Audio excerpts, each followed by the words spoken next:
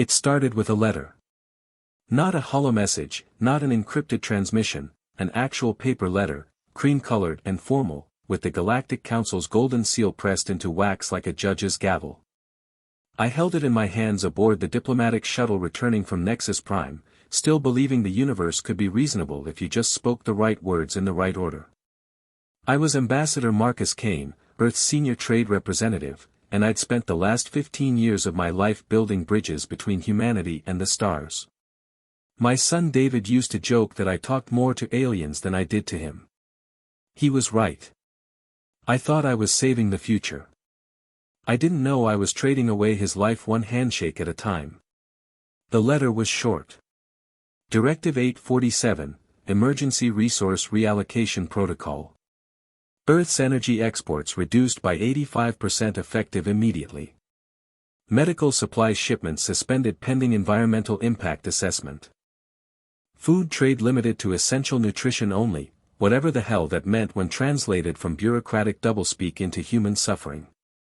Environmental rebalancing, they called it. A sterile phrase that meant watching your children freeze in the dark while alien dignitaries sipped imported wine and discussed humanity's aggressive expansion patterns over 7-course dinners. I crumpled the letter and threw it across the shuttle's cabin. My aide, Jennifer Cross, picked it up and smoothed it out with shaking fingers. "Sir," she whispered, "the Luna Medical Station. David's rotation." I stopped breathing. David was completing his residency at Luna Med, the primary hospital serving the outer colonies. Without Earth's energy exports, the station would lose power within weeks. Life support, surgical equipment, patient care systems, everything depended on the fusion reactors we were no longer allowed to fuel. I called him immediately. The connection took 4 minutes to establish through the Council's new, priority communication protocols. When his face finally appeared on screen, he was smiling. Still 24, still believing the universe was fundamentally good, still trusting that his father could fix anything with the right conversation. "Dad. How'd the negotiations go? Did you convince them to reconsider the trade restrictions?" I stared at his face, lean, eager, wearing surgical scrubs stained with the blood of patients he'd spent 18 hours trying to save. "How do you tell your son that his government just sold him to bureaucrats who measured his life in export quotas and environmental impact studies?" "The talks are ongoing," I lied. "How are things at the station?" "Busy. We've got refugees coming in from the outer settlements. Families whose atmospheric processors are failing. Nothing we can't handle, though. The Chief of Staff says we're the best trauma unit in the system. The best trauma unit in the system. Powered by reactors that would go dark in 3 weeks because a committee of aliens decided humanity was consuming too many resources. David, I need you to listen carefully. Start looking into transfer opportunities. Earthside positions, Mars colonies, anywhere with independent power generation." His smile faded. "Dad, what's wrong? You look scared." I wasn't scared. I was drowning. But I couldn't tell him that because he still believed his father was the man who could talk his way out of any crisis. "Just a precaution. Promise me you'll look into it." "I promise." "But Dad, the patients here need us. I can't just abandon them because of some political nonsense." That was my son. Always thinking about others first, always believing that doing the right thing would somehow protect him from the consequences of other people's evil. I never spoke to him again. 3 weeks later, Luna Medical Station went dark. Not all at once, that would have been merciful. The power died slowly, section by section, as the station's chief administrator made impossible choices about which departments could keep functioning. Surgery went first, then intensive care, then general medicine. Life support held out the longest, running on backup batteries and the desperate prayers of 800 medical staff and 2,000 patients. David died trying to perform surgery by emergency lighting. A 7-year-old girl from Titan Colony, internal bleeding from atmospheric decompression, needs immediate intervention or she'd be dead within hours. David operated for 6 hours with handheld surgical tools and a flashlight, trying to save her life as the station's temperature dropped to freezing around them. He succeeded. She lived. He collapsed from hypothermia 10 minutes after closing the incision and never woke up. The official report listed his death as environmental systems failure during medical emergency. Cause: respiratory arrest due to prolonged exposure to sub-zero temperatures. The report noted that he'd completed the surgery successfully and recommended him for posthumous medical honors. I read that report in my office on Geneva's diplomatic quarter, surrounded by framed photos of handshake agreements and peaceful first contact ceremonies. All the proud moments of my career building a better tomorrow for humanity. I read it 3 times before the words started to make sense. Then I deleted every file on my computer, walked out of the building, and never went back. Ambassador Marcus Kane died that day. What was left was something harder, colder, and infinitely more dangerous. They didn't kill my son with weapons. They killed him with paperwork. They killed him with environmental assessments and resource allocation protocols and peaceful diplomatic solutions that somehow always ended with humans paying the price. They killed him with smiles and handshakes and the kind of civilized murder that never leaves fingerprints. And now they were going to learn what that felt like. I spent the next 6 months in the shadows, traveling to places Ambassador Kane would never have visited. Asteroid mining colonies where former Earth military personnel worked salvage operations under false names. Outer Rim trading posts where smugglers and pirates sold weapons to anyone willing to pay in untraceable credits. Underground networks of families who'd lost loved ones to the Council's reasonable policies, and wanted someone to blame. I wasn't building an army. I was gathering ghosts, men and women who'd been killed by bureaucracy and just hadn't stopped breathing yet. The first person I recruited was Captain Elena Rodriguez, former commander of the Earth Defense Fleet before the Council forced us to decommission our military, in the interest of galactic peace. I found her running cargo between the Jupiter moons, hauling medical supplies to colonies the Council had cut off from official aid. Marcus? She stared at me across the bar of a space station so far from civilization it didn't even have a name. What the hell are you doing out here? My son died on Luna Med. She went quiet. Everyone knew about Luna Med. It had become a symbol, proof that the Council's policies had consequences measured in body counts rather than diplomatic victories. I'm sorry. David was a good kid. Yes, he was. And now he's dead because I spent 15 years teaching humanity to ask politely for permission to survive. Elena studied my face with the calculating look of a soldier sizing up a new recruit. What are you asking me to do? I'm asking you to help me remind the galaxy that humans don't ask anymore. We take. She was quiet for a long time, staring into her drink like it contained answers to questions she'd been afraid to ask. Finally, what's the target? All of them. Every council world, every bureaucrat, every committee that voted to let my son freeze in the dark. I want them to understand what it feels like to watch everything they've built crumble while someone explains why it's for their own good. Elena smiled then, not a happy smile, but the kind predators make when they smell blood. You're talking about war. I'm talking about education. And class is in session. The Vindicator had been mothballed in Earth's orbital shipyard for 8 years, another casualty of humanity's commitment to peaceful coexistence. 3 kilometers of armored death gathering dust while diplomats debated humanity's place in a galaxy that seemed determined to put us in our graves. Elena and I brought her back to life in the shadows of Neptune's outer moons, far from council monitoring stations and peace enforcement patrols.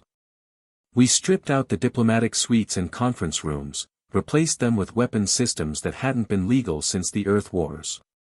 Rail guns, plasma cannons, nuclear torpedo tubes, everything the galaxy had taught us to be ashamed of carrying.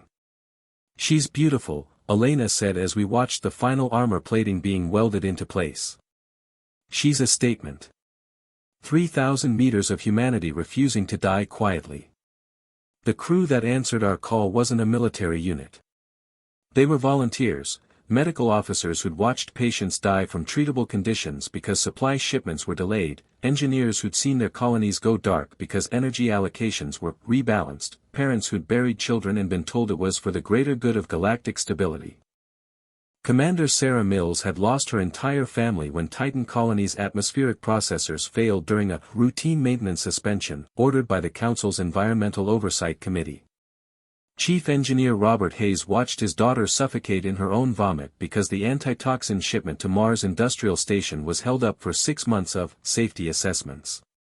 Weapons Officer Lisa Park received word that her brother had died of a preventable disease because medical supplies to the Outer Rim were classified as non-essential under the new trade restrictions. None of them wanted glory. None of them wanted empire. They wanted the people responsible for their losses to understand what it felt like to be helpless while someone with power decided your family wasn't worth saving. Orders, sir. Elena asked as the Vindicator's engines came online for the first time in nearly a decade. I stared at the navigation display showing the route to Nexus Prime, the Council's capital world where 8 billion alien beings lived in comfortable ignorance of the suffering their policies created in the outer systems. Set course for the Council chambers. It's time for a parent-teacher conference. The approach to Nexus Prime should have been impossible. The planet was protected by defense grids that could stop entire fleets, monitored by early warning systems that tracked movement across 12 light-years, patrolled by peacekeeping ships that had never lost a battle because they'd never fought anyone stupid enough to challenge the Council's authority. But we had advantages they didn't expect. Elena's connections in the Outer Rim had given us access to cargo haulers that regularly serviced Council installations, ships with legitimate transit codes and crews who'd been quietly documenting security protocols for months. We also had something the Council had never faced before, humans who'd stopped caring whether they lived or died. We hid the Vindicator inside a hollowed-out asteroid, using mining equipment to carve out a cavity just large enough to conceal our ship. The asteroid itself was part of a scheduled delivery to Nexus Prime's industrial sector, rare minerals for their terraforming projects, requisitioned from colonies that were strip mining their own worlds to pay the Council's resource tithes. Ironic, Elena commented as we watched Nexus Prime grow larger on the view screen. They're building paradise with rocks torn from our graves. The planet was beautiful in the way only unlimited resources and absolute power could create. Crystalline cities that caught and reflected starlight like jewelry, vast parks and gardens that stretched across entire continents, atmospheric processors that kept the sky a perfect shade of blue regardless of weather patterns. It was a monument to the Council's vision of perfect order, clean, efficient, and built on the suffering of everyone who wasn't important enough to live there. Target acquired, reported Park from the weapons station. Council Administrative Complex, Central District. Population density approximately 2 million. I thought about David, working by flashlight in a freezing hospital room, dying to save a child while the people responsible for his situation slept in climate-controlled luxury. Fire. The nuclear torpedo punched through Nexus Prime's atmosphere like the fist of an angry god. The explosion was visible from orbit, a brief, brilliant sun that erased 12 city blocks and sent shockwaves through the planetary crust.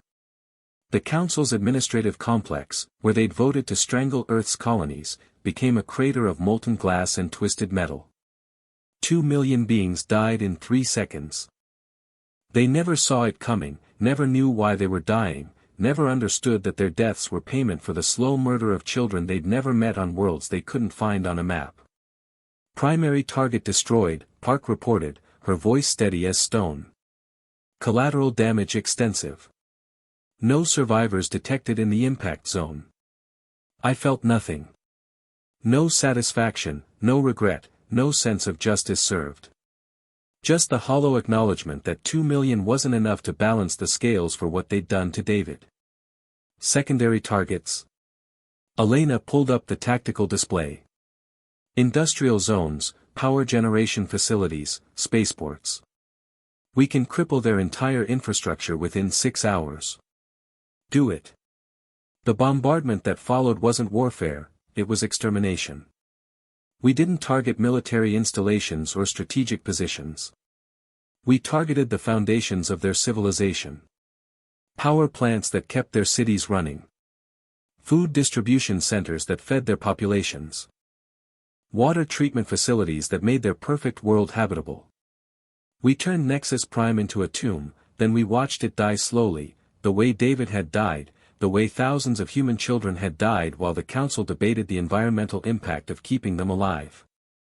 By the time the planet's emergency broadcast started reaching other Council worlds, we were already gone. The Vindicator disappeared back into the asteroid fields, leaving behind a world of 9 billion beings learning what it felt like to be hungry, cold, and forgotten. That was just the beginning. Over the next 4 months, we hit 17 Council worlds and 43 administrative stations. We didn't conquer territory or demand surrender, we simply erased the infrastructure that made their civilization possible. Power grids, communication networks, food distribution systems, medical facilities. Everything they'd used as weapons against us, turned back on them with compound interest. The pattern was always the same. Silent approach, overwhelming firepower, total destruction, immediate withdrawal. We didn't stay to occupy or negotiate. We came, we burned, we left. Each strike was a message, this is what you did to us, measured out in equal portions of despair. The galaxy tried to respond, but the Council's peacekeeping fleets were designed for policing rebellion, not fighting a war against ghosts who appeared from nowhere and vanished before retaliation was possible.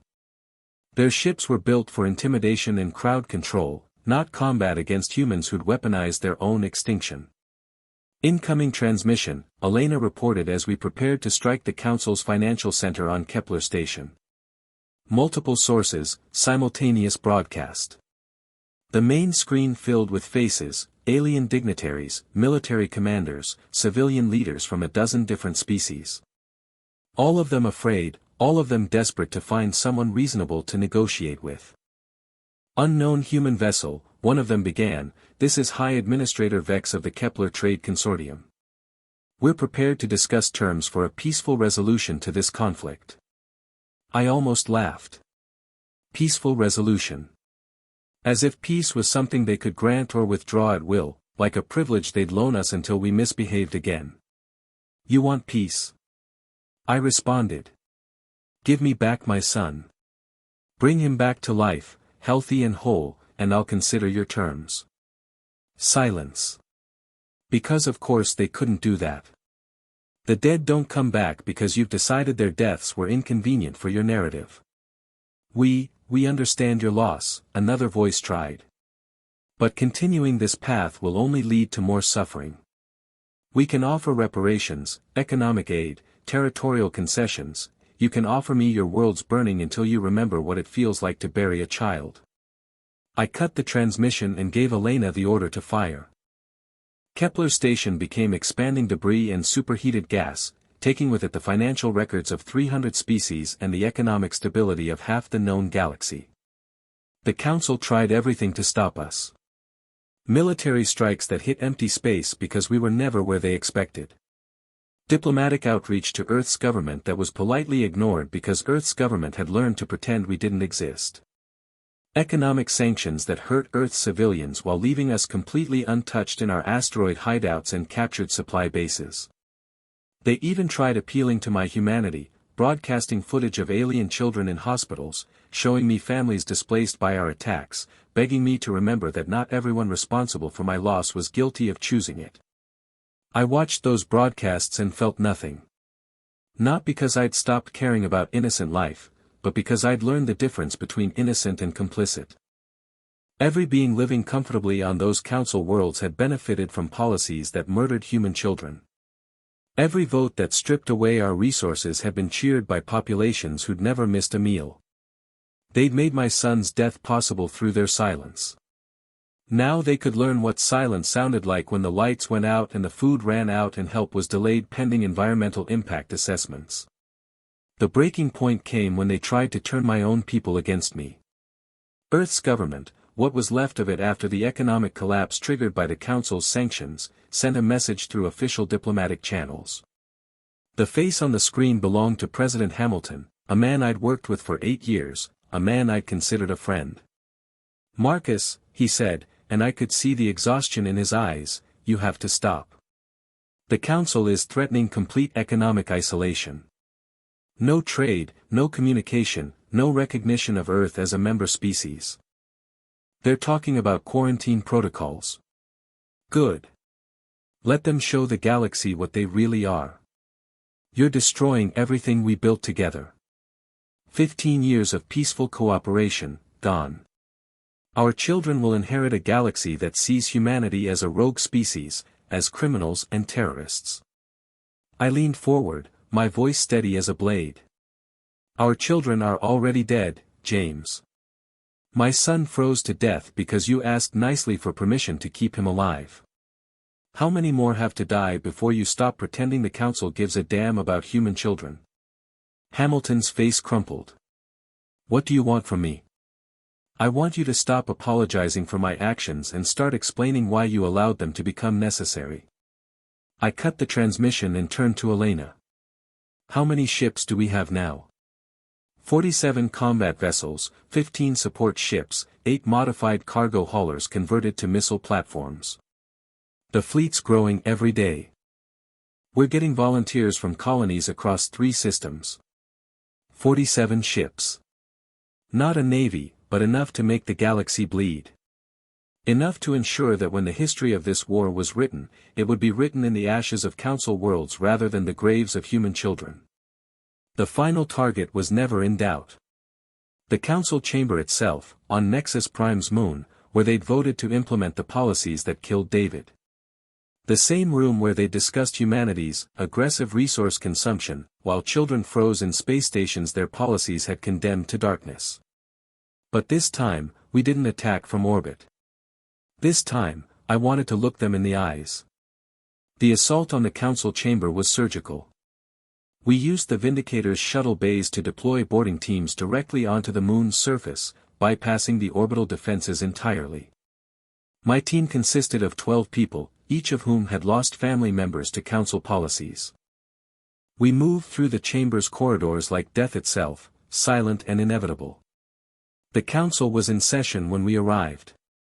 800 representatives from across the galaxy, debating humanitarian aid proposals for species affected by recent conflicts in the human sector. They were trying to figure out how to help the victims of our attacks while simultaneously maintaining the policies that had made those attacks necessary. I walked into the chamber through the main entrance, weapon drawn, Elena and the others flanking me like the horsemen of an apocalypse built from grief and rage. The chamber fell silent. 800 beings staring at the man who'd become their worst nightmare, the human who'd stopped asking politely for permission to exist. Continue your session, I said, my voice carrying clearly in the perfect acoustics of their debating hall. Don't let me interrupt. I'm sure you have important votes to cast about which species deserve to survive this week. High Administrator Kess, the Council's senior representative, stood slowly. His blue-scaled skin had gone pale, but his voice remained steady. Ambassador Kane. We've been trying to reach you through diplomatic channels. Former ambassador. And you have reached me. Here I am. What do you want? I looked around the chamber at hundreds of faces representing hundreds of worlds, all of them complicit in the system that had murdered my son through bureaucratic neglect. I want you to understand what you did. Not the policy implications or the economic factors or the environmental assessments. I want you to understand that you killed a 24-year-old human doctor who spent his last 6 hours performing surgery by flashlight because your committees decided his life support wasn't environmentally sustainable. Murmurs rippled through the chamber. Some of them looked genuinely shocked, as if they'd never connected their votes to actual consequences. His name was David Kane, I continued. He was my son. He saved 17 lives during his final shift, including a 7-year-old girl whose colony you'd condemned to atmospheric failure. He died believing that reasonable people could find reasonable solutions to unreasonable problems. I raised my weapon. He was wrong. And now you're going to learn why.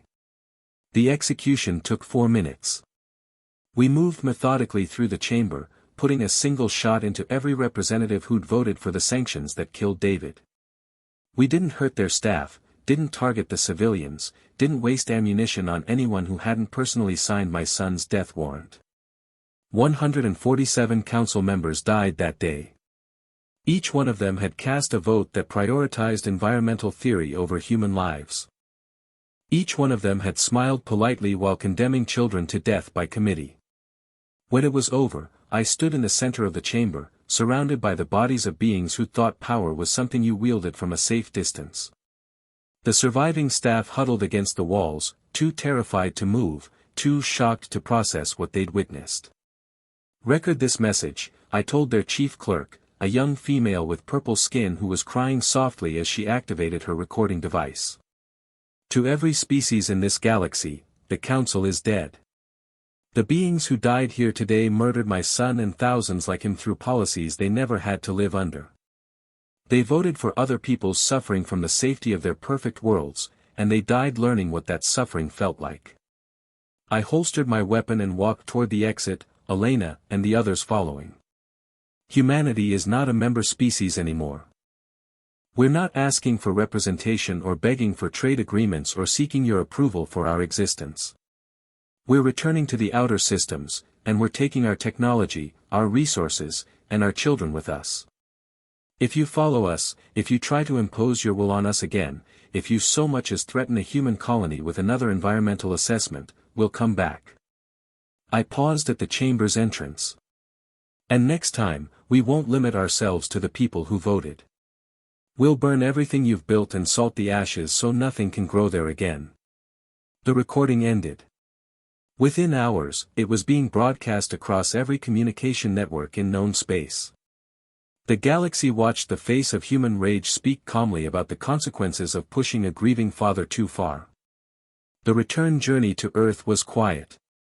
No celebration, no victory speeches, no sense of triumph. Just exhaustion and the hollow ache that comes when revenge fails to fill the hole left by loss. "Do you think it worked?" Elena asked as Earth grew larger on our view screen. "Define worked. Do you think they'll leave us alone now?" I thought about David, about the letter that had started this war, about the countless human children who would never have to die because bureaucrats decided their lives weren't environmentally sustainable. They'll leave us alone. Not because they respect us, but because they're afraid of us. Fear isn't justice, but it's a down payment. We landed the Vindicator in Earth's Pacific Ocean, far from the orbital stations and diplomatic facilities where surviving Council loyalists might be monitoring our return. The ship sank beneath the waves like a steel leviathan returning to the depths, hidden but not gone, waiting for the day when humanity might need to remind the galaxy that we still carried teeth. I never spoke publicly about the war. Never wrote memoirs or gave interviews or accepted the medals Earth's government tried to give me. David was still dead, and no amount of recognition would change that. Instead, I disappeared into the Australian outback, built a small house near the ruins of an abandoned mining town, and spent my days working with my hands instead of my mouth. I fixed broken equipment for traveling merchants, repaired atmospheric processors for frontier settlements, and helped families who'd lost everything rebuild their lives one component at a time.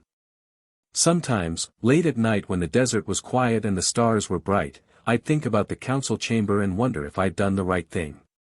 If David would have wanted me to kill in his name, if the parents of those alien children who died in my attacks felt the same rage I'd carried, if there was any difference between the grief that drove me and the policies that had driven them. But then morning would come, and I'd remember the letters I received from human colonies across the galaxy.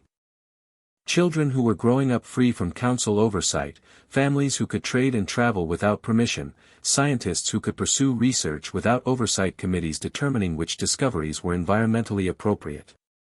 The galaxy was quieter now. Not peaceful, peace requires trust, and trust requires forgiveness, and I'd made forgiveness impossible for entire species. But it was respectful. The kind of respect that comes when someone realizes you're willing to burn everything down rather than watch your children die slowly. They still tell stories about the war, though most of them get the details wrong. They say I commanded fleets of thousands, that I conquered entire systems, that I declared myself emperor of some human supremacist movement. None of that's true. The truth is simpler and more terrible. I was a father who lost his son to bureaucrats who thought murder was acceptable as long as you filed the right paperwork first. I taught them the difference between policy and consequence. I showed them what happens when you mistake human patience for human weakness. David never got to see the galaxy I built for him. He never got to practice medicine in a universe where political committees couldn't decide which patients deserved to live. He never got to have children of his own, never got to grow old, never got to forgive his father for the things I did in his name. But somewhere out there, in colonies spinning around distant stars, children are growing up in hospitals with reliable power, breathing air that isn't rationed, eating food that isn't subject to environmental impact assessments. They'll never know David's name, but they're alive because I refuse to let his death be meaningless. That's not justice. Justice would have been preventing his death in the first place. But it's something. It's a father's love measured in the currency the galaxy understands best, consequences. So if you're hearing this story, if you're one of the children growing up free because I taught the universe to be afraid of human grief, remember this: your freedom cost everything I had to give. Don't waste it on the kind of polite cooperation that gets people killed. Stand up for each other. Fight for each other. And if someone in power tells you that your family's death is acceptable for the greater good, remind them what happened to the last group that made that mistake. The stars remember. And fathers never forget.